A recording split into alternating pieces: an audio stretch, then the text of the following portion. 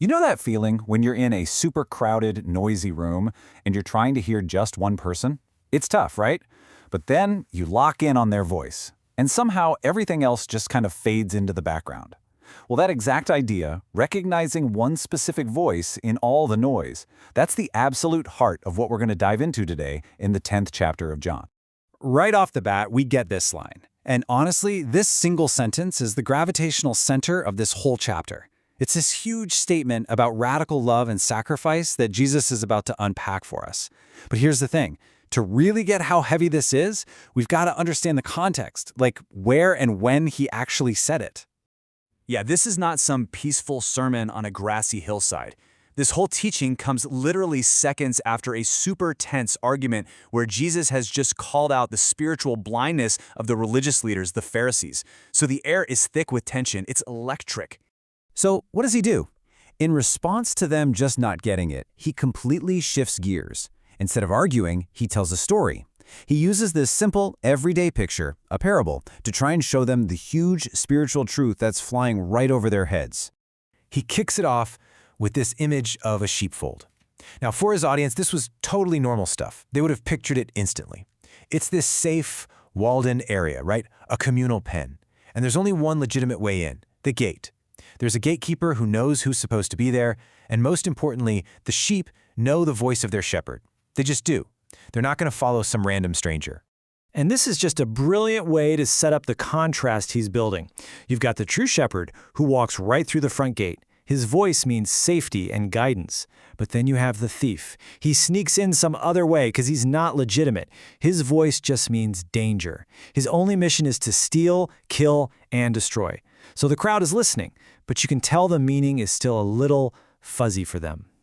So Jesus realizes he needs to be more direct. He stops speaking in these abstract pictures and starts making some really bold claims. He takes the parts of the story, the gate, the shepherd, and points them right at himself with two huge I am statements that just change the whole conversation. First, this one. I am the gate. Notice he doesn't say I am a gate.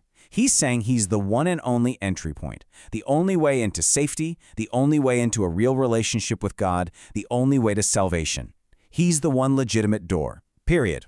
And what a contrast this is. Remember the thief's purpose: steal, kill, destroy. Jesus' purpose is the complete polar opposite. He didn't come just so we could, scrape by or merely survive. He came so we could have a life that is truly full, overflowing, abundant, and deeply meaningful. Then comes the second claim, and this one, it feels even more personal. He shifts his identity from being the way in, the gate, to being the one who protects and guides us. And he's not just any shepherd, he's the good shepherd. And this is where the whole teaching really starts to build. Jesus now gets into what makes him good, and let me tell you, it's not just about being gentle or caring. It's about a radical, absolutely selfless commitment that puts the safety of the sheep way above his own. Okay, so the key difference here is all about motivation. Think about it. A hired hand is just there for the paycheck. As soon as a wolf shows up, he's out of there. Why? Because his own life is worth more to him than the sheep. But the good shepherd, he owns the sheep. They're his. That love, that sense of ownership makes him stay and fight and even die for them. And this is a really critical point. Jesus makes it super clear. Nobody takes his life from him. He lays it down on his own willingly. This isn't some tragic accident he can't avoid. It's a deliberate, intentional act.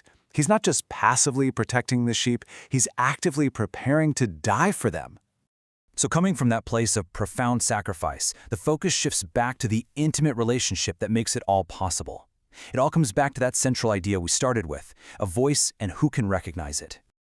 This right here, this is the heart of it all. This isn't some generic, distant relationship with a massive crowd. No, it's deep, it's personal, it's a mutual knowing. It's the kind of connection where his voice can cut through all the other noise in your life, and his sheep know it, and they trust it enough to follow. And just when his listeners are nodding along, thinking they've got it all figured out, he throws in a total curveball. He hints that his flock is actually way bigger than they imagine, that it includes people far beyond their group, their nation, their expectations. And he promises to bring them all together, one big flock with one shepherd. But as Jesus keeps talking, the crowd literally splits right down the middle. It's the same voice, the same words, but look at these two completely opposite reactions. Some people hear truth in life. The others, they hear a madman, a blasphemer, even a demon. The problem isn't what he's saying, it's their willingness or unwillingness to really hear him. So the scene shifts. We're in Jerusalem. It's winter now, during the Feast of Dedication. And that tension that was simmering before, well, now it boils over. The religious leaders literally surround him in the temple, and they are not happy. They get in his face and demand a straight answer. Are you the Messiah or not? And Jesus just points back to what he's been doing and saying all along. He repeats that core truth, my sheep listen to my voice. And then he attaches this unbelievable promise to it. Listening to him isn't just about getting good advice, it's about eternal security. It's about being held so tightly in his hand that nothing and no one can ever snatch you away. And then he drops the mic. All the metaphors, all the stories, they're gone. This is it. The most direct, unambiguous, and absolutely stunning claim he has made so far. He's not just a messenger from God, he is one with God. They pick up stones to kill him. I mean, there's zero confusion. They know exactly what he's claiming. And in their rule book, a man claiming to be one with God is the ultimate crime, the worst blasphemy, and it's punishable by death. Jesus challenges them, but their minds are made up. So he slips away from the chaos of Jerusalem and finds a quieter place. And there, away from all the noise and the arguments and the threats, something amazing happens. People remember what they'd heard about him, they see what he's doing, and they just believe. And that really is the central conflict of this whole chapter, isn't it? It was never about clarity. Jesus' words were clear, his actions were powerful, but whether or not people believed. Well, it didn't come down to having more proof. It came down to a willingness of the heart to recognize the shepherd's voice. You know, this ancient story leaves all of us with a very modern question. Because in our world, which is filled with endless noise, 1,000 different voices shouting for our attention, the shepherd's voice hasn't gone silent. He's still speaking. Because in the end, that's what it all comes down to. It's not about how perfectly we follow the rules or how much we know. It's about whether we can quiet the world for just a moment, long enough to hear his voice, and then make the choice to follow.